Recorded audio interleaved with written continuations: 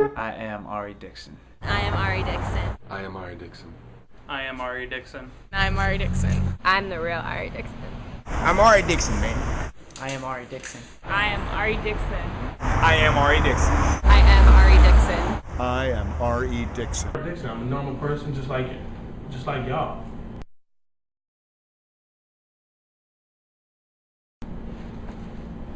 Hi. I'm Arie Dixon. Party people in the place to be. You are now in the midst of a real MC. Put your hands in the air if you're real as me. Put your hands in the air if you're real as me. Darkness, tell 'em what's my name. I don't need to do y'all, I need to do myself. So allow me to reintroduce myself. They call me Boogie. Yeah, y'all acting like you walk that shit, but your shit too clean, man, get off that shit. Cause my shit's thick. Born in Brooklyn, New York. Raised upstate New York, Beacon, New York, actually. Not too many people know where that is. It's upstate between Albany and the city. Near Poughkeepsie, connected to Newburgh. I just represent the 845. I'm just a kid from upstate New York with a story to tell. Beat from this place till it kills me. And I ain't holding shit, I'm letting know. I'm Bebe Books. You confused? Bebe Books, for the most part, is the guy you hear on the track.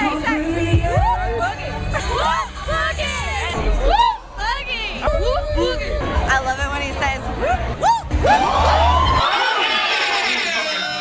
Whoop, boogie! That guy, but he's the other guy. He's the outlandish one that says the things that Arie Dixon wants to say every day. But he doesn't, because Arie Dixon's a nice person. Hey, Mom. When I was a young boy, holes in my jeans, dirty ass shoes, and a starter cap. I made a prom to my best. I knew that I wanted to be, or what inspired me, I guess you could say, to be an artist. I remember I think I was in the 6th grade maybe, or 5th grade. My best friend Chris Mendez, rest in peace. One day we were in the playground, recess, and he was like, yo man, you wanna rap? And I was like, naturally, why not? You know, so we just started rapping for fun of it, you know. Didn't know anything about 16 bars, putting songs together, nothing. We were literally recording on like a broke like computer microphone, like one takes kind of thing. But we loved it. It was kind of like, it was our place where we could just be ourselves and just kind of do whatever we wanted to do. And then we kind of just explored the craft and just kind of took it to that next level. Giving all you feel, and I'm taking victims with me tonight. It's the turning point between doing this as a hobby and then making it a career, I guess you could say, was kind of at a young age. I didn't know exactly the business side of things, but when I was able to play my first recording to some of my friends, and they were like, yo, this sucks, like this is pretty bad. I knew that like, at least I can make somebody feel some sort of way through music. And I just knew I had the power to do so, just from the simple fact that somebody told me that they hated it. So I feel like if they hated it, I can make them love it. I know you've been through a lot, and you want to just... There's a huge void right now in the game, or in music, or anything in entertainment. There's a huge void, and people just want real shit.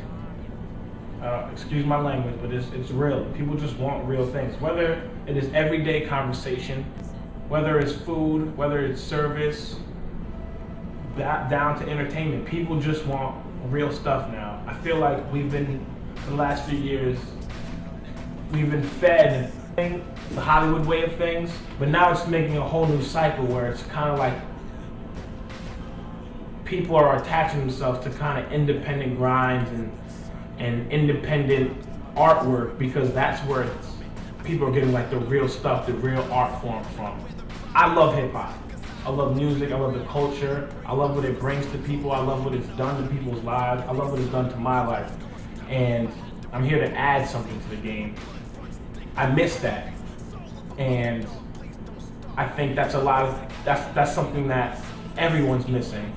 I think a lot of people are trying to be stars and not trying to be artists anymore. You create the art first, and then you sell it. Don't worry about selling everything else, because I think when you have great artwork, everything else will be obsolete, because it's going to come straight back down to the fact that, hey, he's a great artist. Anybody.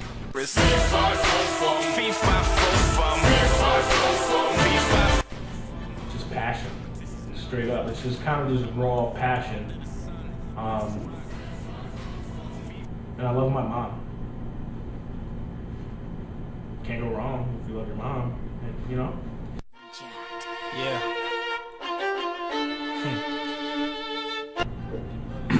Well, my story isn't, I guess my story is different from what's been told, but my story isn't different from what's really going on. I'm speaking from, I guess you could say, middle class. I didn't have much, I wasn't like balling when I grew up. I wasn't a rich kid or anything like that, but I didn't grow up in the hood. My parents did that, and they wanted to take me away from that, you know? And I grew up in the suburbs. We had hard times just like everybody else. We had Christmases that were good, we had Christmases that were bad. I had, you know, people die close to me, around me at a young age. Just simple things like that. A lot of things that a lot of people, black, white, green, yellow, all go through in middle America that no one talks about from that perspective. Recession has hit where I'm from, like everybody else. You can tell right now, looking down at the city, that a lot of people are a little upset, a little angry. You know, everybody's not living the life that they used to live. So everybody's a little frustrated. And for the most part, I'm speaking from that perspective. I'm speaking from the perspective of the majority. We're talking so cheap. Talking so. Whatever it accomplishes, it accomplishes. But I have a story to tell that I feel like needs to be told and needs to be given in today's entertainment or what have you. Not to mention, I just love music. So come along for the ride, because it's gonna be crazy. Come rock with me. Let's party. That's all I got. Woo! Boogie! Arie Dixon is my name, and I'm a fuck up the game. 'Cause I'm a bad little nigga